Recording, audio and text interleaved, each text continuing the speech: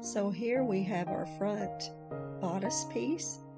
This is the right side here, and then we're going to work on the wrong side of the fabric. First of all, we're going to measure in 4 inches on the neckline there from that center front,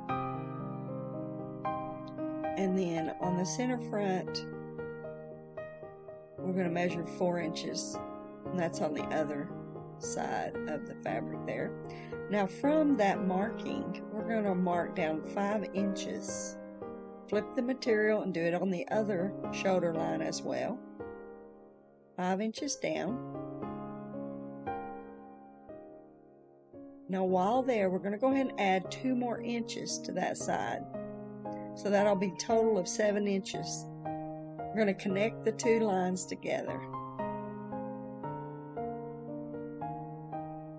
And this is going to make our asymmetrical design here. Now you can kind of see what we did. Next, in order to curve the edges, I'm going to use a sewing thread spool. Just trace that out in the corner so the corners aren't so square.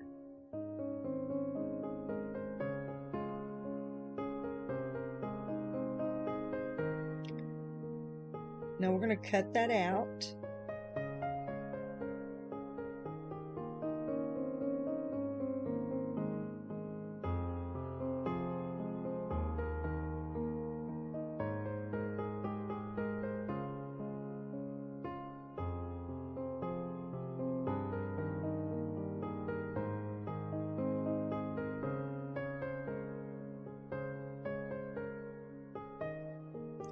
So you can see what we've got so far.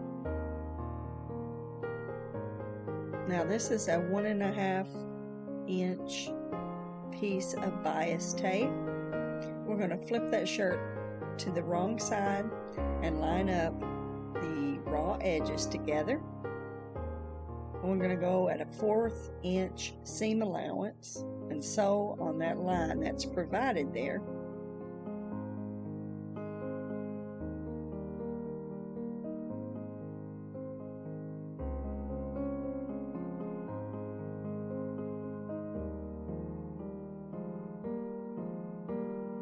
Go ahead and trim that extra fabric there. And this is what we've got. This is the back side. This is the front side. Now we want to go ahead and snip into the corners of the neckline there. This will help the fabric fold over a lot more easier.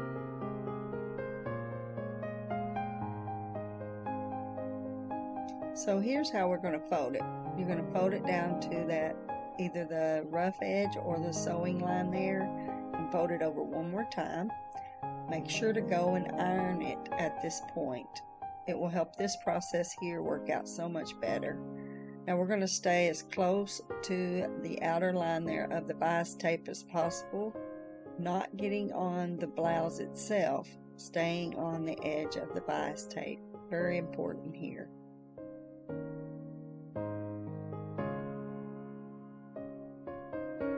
We want to fold that in half and cut that off so we don't need that extra excess up to the top there.